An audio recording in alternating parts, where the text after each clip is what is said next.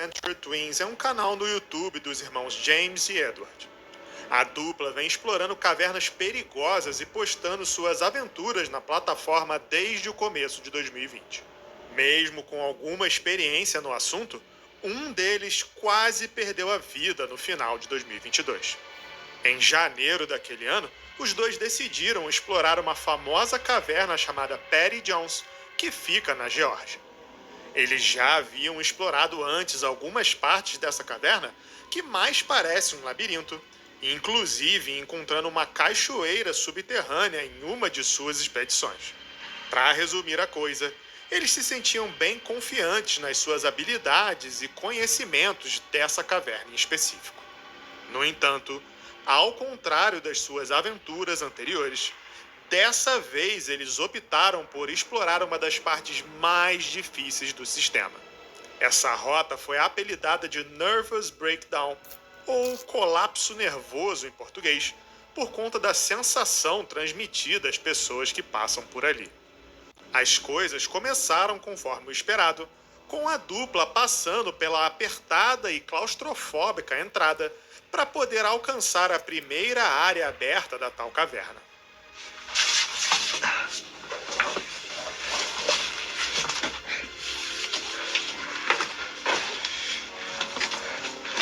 Whoa, entrance room.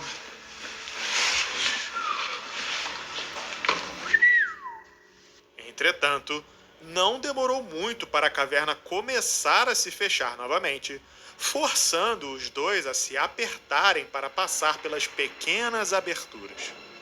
Mas isso era só o começo. Depois de cerca de 25 minutos rastejando por espaços incrivelmente apertados, eles chegaram no primeiro grande obstáculo. Uma sala cheia de lama com uma queda profunda e escura no meio. Eles tiveram que caminhar cuidadosamente ao redor dessa fenda para progredir. Apenas um escorregão, e eles poderiam cair dentro dessa fissura estreita, provavelmente resultando num ferimento grave. Julgando o ambiente em volta desse buraco e o tempo para um possível resgate chegar até aqui, eu julgo que seria praticamente impossível retirar alguém do fundo desse lugar. Depois de conseguirem passar por este desafio, eles finalmente chegaram na entrada do tal colapso nervoso. Agora, infelizmente para eles, as coisas não estavam muito boas. Toda a área ao redor dessa entrada aparentemente colapsou há algum tempo atrás, tornando assim muito difícil entender qual o caminho correto a seguir. Depois de procurar por alguns minutos, o Edward finalmente conseguiu encontrar a real entrada do local e chegou a ficar animado para entrar. Ele genuinamente não podia esperar para descobrir tudo o que havia lá dentro, e assim iniciou a sua descida, deixando seu irmão para trás para o caso de algo ruim acontecer. Agora, o que ele não percebeu é que essa seria uma das piores decisões da sua vida, porque depois de descer alguns minutos, ele chamou pelo seu irmão algumas vezes, mas não obteve resposta. I found a rope.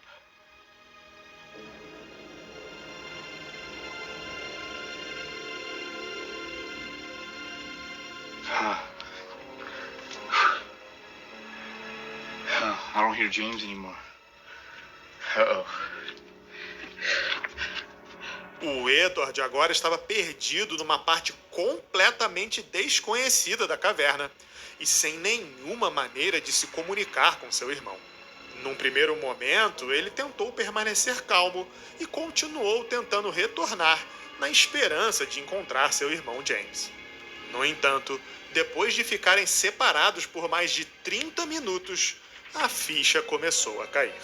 Ele sabia que entrar em pânico é uma das maneiras mais rápidas de deixar uma situação ruim ainda pior, mas a essa altura ele simplesmente não conseguia mais se controlar, com um sentimento horrível crescendo cada vez mais no seu peito.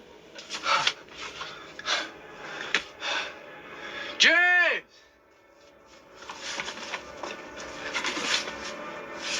James! It's been like 30 minutes since I last saw him. I don't even know where I'm at. I tried to go back to the last place I saw him, and everything just looks the same. It's just a jumble maze. We should have never split up. Depois de chamar pelo James inúmeras vezes, apenas para ouvir o silêncio, ele decidiu tentar refazer os seus passos novamente e tentar achar o caminho de volta. Infelizmente, ele subestimou as dificuldades daquele labirinto de pedras que ele entrou tão animado. Todas as direções pareciam as mesmas, com as passagens apertadas e tortas, tornando impossível entender de onde originalmente ele veio. E a situação ia se tornando pior a cada passo que ele dava, uma vez que, se ele fosse pelo caminho errado, ele poderia facilmente se enfiar no local estreito demais para dar a volta. Fora o fato de que seria praticamente impossível seu irmão encontrá-lo no meio desse labirinto caso ele tivesse uma queda e desmaiasse.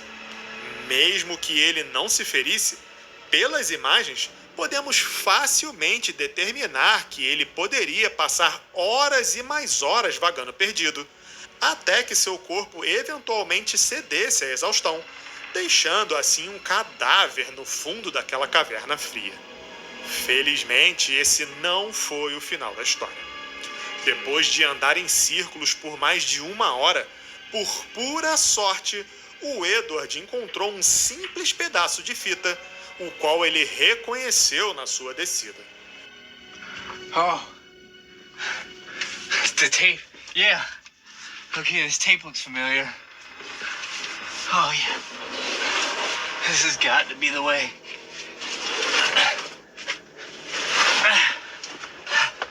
I'm getting close. James! Still nothing.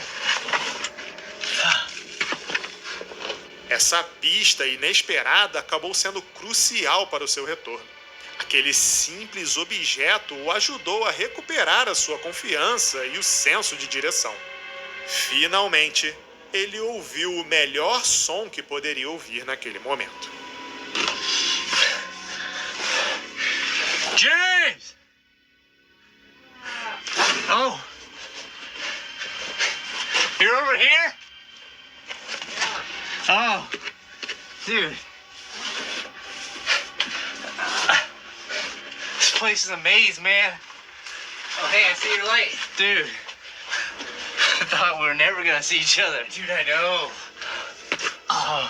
Os dois resolveram permanecer juntos pelo resto da expedição e saíram da caverna sem maiores ferimentos. Eles continuam explorando cavernas e postando vídeos no YouTube, mas agora com bem mais cautela.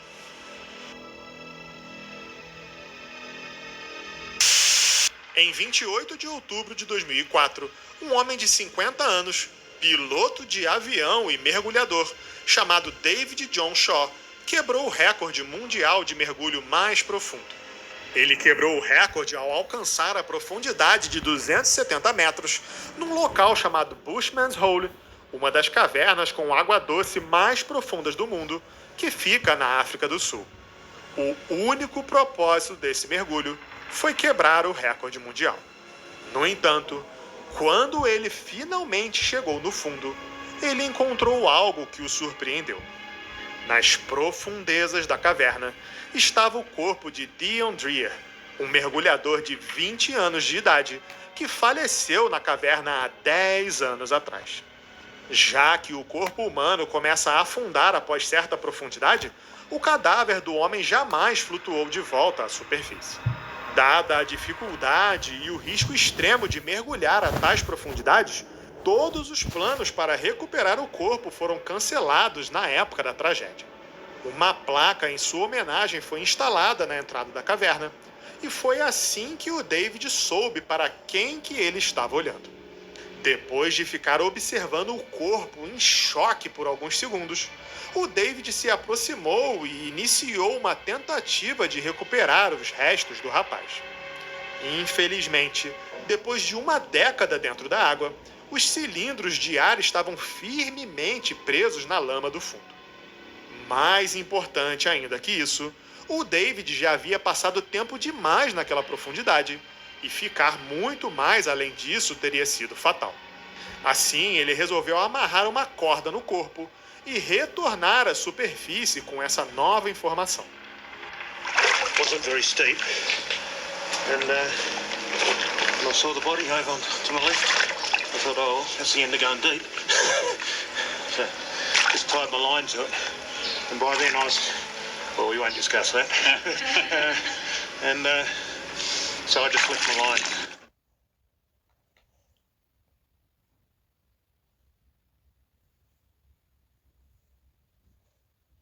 A notícia da descoberta do corpo se espalhou rapidamente, eventualmente culminando com o David conversando com os pais do rapaz e prometendo trazer o corpo de volta.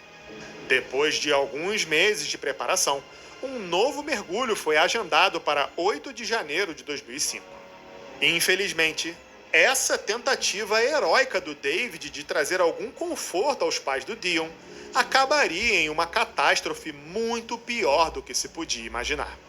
O mergulho em cavernas pode ser considerado ainda mais perigoso que a exploração de cavernas não submersas. Os mergulhadores precisam gerenciar seu nível de oxigênio o tempo inteiro, se esquivar de formações rochosas afiadas e explorar o lugar num ambiente bem mais escuro, uma vez que mesmo as lanternas mais poderosas não são tão eficientes dentro da água. Se somarmos a isso a pressão de 270 metros de água acima, o desafio se torna incrivelmente difícil, com apenas algumas poucas pessoas no mundo inteiro sendo capazes de superá-lo. Assim, tudo precisava ser perfeito para que essa operação de resgate tivesse sucesso. O David trabalhou com mergulhadores da polícia, mergulhadores militares e uma equipe médica para assegurar que tudo ocorresse bem. De acordo com o plano, o David usaria a corda que ele prendeu na primeira descida para alcançar o corpo e as profundezas. Toda a operação levaria um total de 12 horas para evitar uma coisa chamada doença de descompressão. Assim, ao invés de ficar com o corpo por todo o tempo, o David passaria os restos mortais para seu amigo, Don Shirley, aos 220 metros de profundidade. O Don, por sua vez, passaria o corpo adiante a outro mergulhador mais acima, que por sua vez passaria para outros e assim por diante. Dessa forma, o Don poderia voltar para próximo do David, dando um suporte para qualquer eventual problema. Infelizmente, não foi isso que aconteceu. 1h30 depois que o mergulho iniciou, a equipe na superfície recebeu uma mensagem macabra de um dos mergulhadores de suporte. A mensagem dizia que eles não viram nenhuma atividade nem do David, nem do Don. Não muito depois, uma segunda mensagem chegou na superfície. Esta era do Don. Ele mencionou na mensagem que conseguia ver o David à distância, mas que ele não se movia.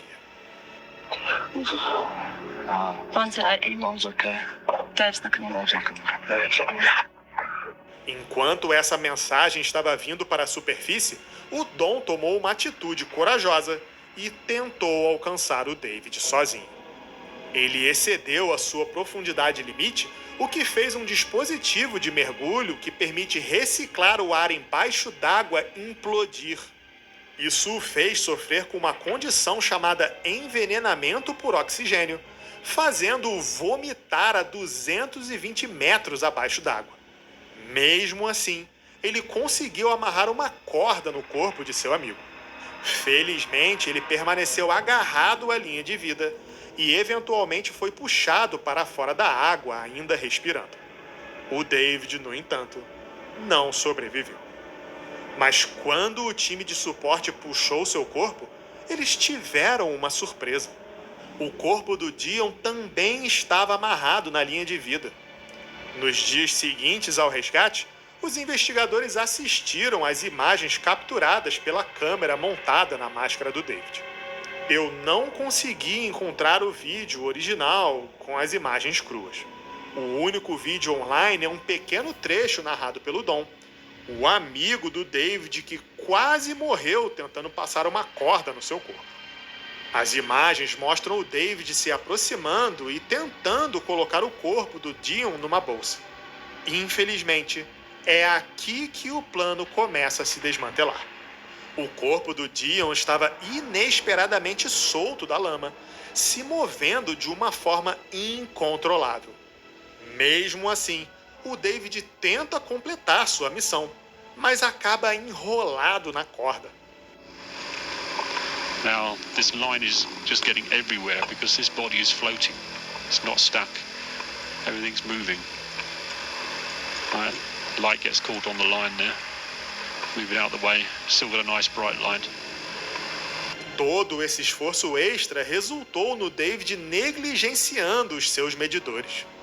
Este erro custou caro, fazendo o David sofrer os efeitos de uma coisa chamada narcose por nitrogênio, o que os mergulhadores também chamam de embriaguez nas profundezas.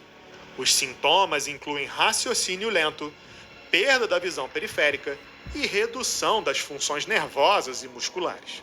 Para simplificar, ele perdeu praticamente tudo o que precisava para sobreviver naquela profundidade.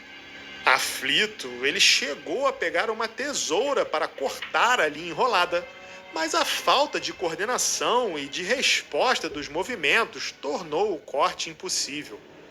Enquanto ele lutava para ficar consciente, a última coisa que ele viu foi a visão aterrorizante da máscara do Dion, olhando de volta para ele. A linha enrolada nos dois foi o que permitiu que ambos os corpos fossem resgatados. Dessa forma, mesmo após a morte, o David completou a sua missão.